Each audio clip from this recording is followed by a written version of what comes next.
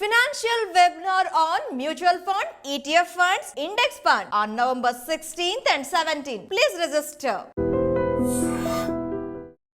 Hi hello namaste welcome back to iDream media. ఈరోజు మనతో ఉన్నారు సర్టిఫైడ్ ఫైనాన్షియల్ ప్లానర్ అయిన మాధవిరెడ్డి గారు. మ్యామ్తో మాట్లాడదాం.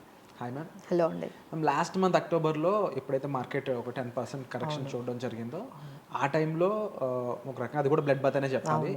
బట్ అగైన్ మనం మ్యూచువల్ ఫండ్స్లో కాస్త సేఫ్ సైడ్ చూస్తూ ఉంటాం. బట్ అలాంటి మ్యూచువల్ ఫండ్స్లో సైతం ఎలాంటి ఫండ్స్ అనేవి కరెక్ట్ అవ్వడం జరిగింది, ఏవి అంత రిస్క్ ఇబ్బంది లేకుండా కాస్త సేఫ్గా ఉన్న ఫండ్స్ ఏమో ఉన్నాయి?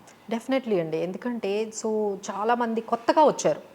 ఈ ఒక లాస్ట్ 2-3 ఇయర్స్ నుంచి చూసుకుంటే ఫ్రెష్గా చాలామంది ఇన్వెస్టర్స్ మార్కెట్లోకి వచ్చారు. అంటే 2020 నుంచి స్టార్ట్ చేస్తే ఈ 3 ఇయర్స్ చాలా పెద్ద నెంబర్ పెరుగుతుందండి. అంటే ఈ 3 ఇయర్స్ నుంచి కొంచెం వచ్చారు. సో వీళ్ళందరికీ ఈ కరెక్షన్ అనేది చాలా కొత్తగా ఉంది. So for them it is really shocking. ఎందుకంటే వాళ్ళు ఎక్స్పెక్ట్ చేసింది లాస్ట్ 2 మంత్స్ నుంచి 2 ఇయర్స్ నుంచి ఇలా మార్కెట్లో ఇలా పెట్టగానే వాళ్ళకి 5% పెరగడము, 10%, అసలు కొన్ని స్కీమ్స్ అయితే 50% కూడా పెరిగాయి. సో ఈ రిటర్న్స్ చూసిన వాళ్ళకి ఒక్కసారిగా ఈ కరెక్షన్ ఫస్ట్ టైం వచ్చే వాళ్ళందరికీ కూడా ఎలా హ్యాండిల్ చేయాలి ఏంటి అనేది అయితే అర్థం కాదండి. సో ఒక్కసారి మనం చూసుకున్నట్లయితే mutual funds compare to direct stocks, so మీరు అన్నట్టుగా నిఫ్టీ అనేది 10% కరెక్ట్ అయింది. బట్ మ్యూచువల్ ఫండ్స్ కొంచెం బెటర్ అండి. 82% మ్యూచువల్ ఫండ్స్ అన్నీ కూడా చాలా అంటే మార్కెట్ కన్నా తక్కువ కరెక్ట్ అయ్యాయి. That's what we do recommend people go with the mutual funds than direct stocks. డైరెక్ట్గా మీకు 10% ఎఫెక్ట్ ఉంటే ఇక్కడ ఉన్న మన మ్యూచువల్ ఫండ్స్ అన్నీ కూడా 6%, 8% మాత్రమే ఈ అక్టోబర్ ఫాల్లో మనకి కరెక్ట్ అయ్యాయండి. బట్ అందులో కూడా అసలు మొత్తం ఈక్విటీలో 22 స్కీమ్స్ ఉంటాయి. 22 టైప్స్ ఆఫ్ ఈక్విటీలోనే కేటగిరీస్ ఉంటాయి. Like mid cap, small cap, focused funds, value funds, ఇలాంటివి చాలా. సో అందులో ఏవి ఎక్కువ కరెక్ట్ అయ్యాయి అనేది మనం మాట్లాడుకుంటే sector funds are very risky అండి. మేము ఎప్పటి నుంచో చెప్తాము. మా దగ్గరకు వచ్చిన క్లయింట్స్ అందరి దగ్గర కూడా సెక్టార్ ఫండ్స్ చాలా ఉంటాయి.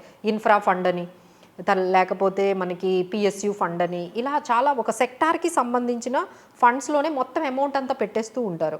అవి ఎక్కువగా కరెక్ట్ అయ్యాయండి. సో సెక్టార్ ఫండ్స్లో మనకి ఆటో బాగా కరెక్ట్ అయిందండి. ఆటోమొబైల్ సెక్టార్ ఫండ్ ఏదైతే ఉందో 12%, కన్సంప్షన్ ఫండ్ 8%, పిఎస్యు అయితే fund 7%, MNC 6%, thematic funds 6%, infra especially చాలామంది ఇన్ఫ్రా ఫండ్స్లో పెట్టారు.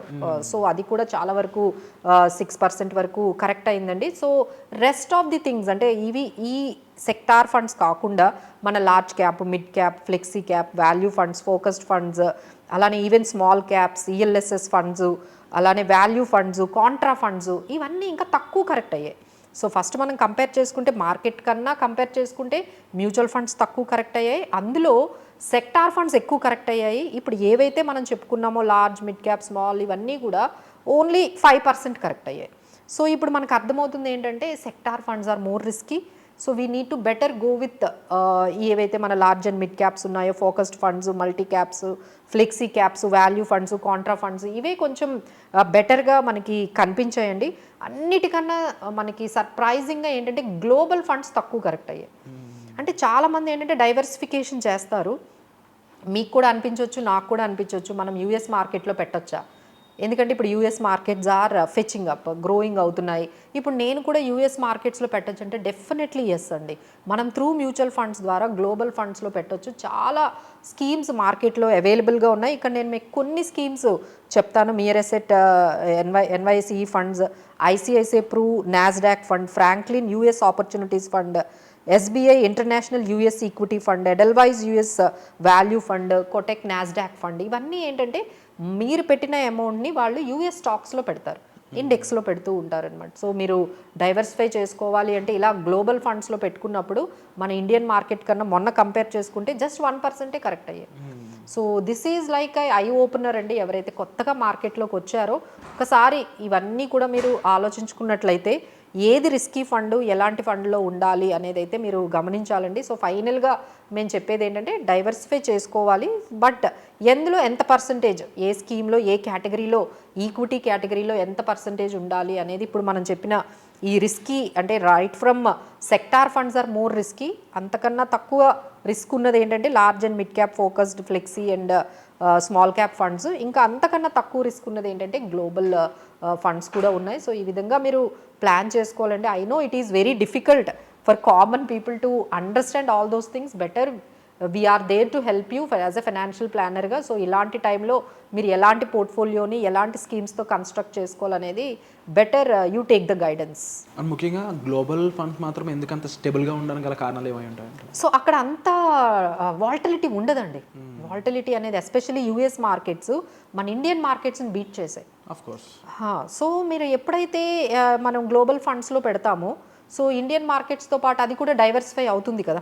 సో అక్కడ అంటే మన ఇండియన్ మార్కెట్స్ పెర్ఫామ్ చేయలేదనుకోండి, యూఎస్ మార్కెట్స్ పెర్ఫామ్ చేసాయి అనుకోండి, ఇక్కడ వచ్చిన మీకు ఏవైతే లాసెస్ అక్కడ వచ్చిన ప్రాఫిట్స్తో కవర్ అవుతాయి కదా. So that's what we do recommend at least ఇలాంటి టైంలో, ఇలాంటి సిచ్యువేషన్స్. మీరు చెప్పండి మ్యామ్, యూఎస్ మార్కెట్లో ఇన్వెస్ట్ చేయాలనుకునే వాళ్ళకి, అంటే యూఎస్లో ఉన్న వాళ్ళైనా సరే అక్కడ మార్కెట్స్లో ఇప్పుడు ఇనిషియల్గా బిగినర్గా స్టార్ట్ చేద్దాం, ఇప్పుడు ఎవరైతే మోస్ట్ ఆఫ్ ది ఇమిగ్రెంట్స్ ఎవరైతే ఉన్నారో వాళ్ళు అక్కడ ఇన్వెస్ట్మెంట్ స్టార్ట్ చేద్దాం అనుకున్నారు అనుకోండి, చూస్తున్న ఆడియన్స్ మనకి యూఎస్ ఆడియన్స్ కూడా ఉంటూ ఉంటారు, వాళ్ళ తరఫున అడుగుతున్నా అక్కడ స్టాక్స్, అక్కడ ఫండ్స్ ఏ విధంగా పర్ఫామ్ చేస్తుంటాయి.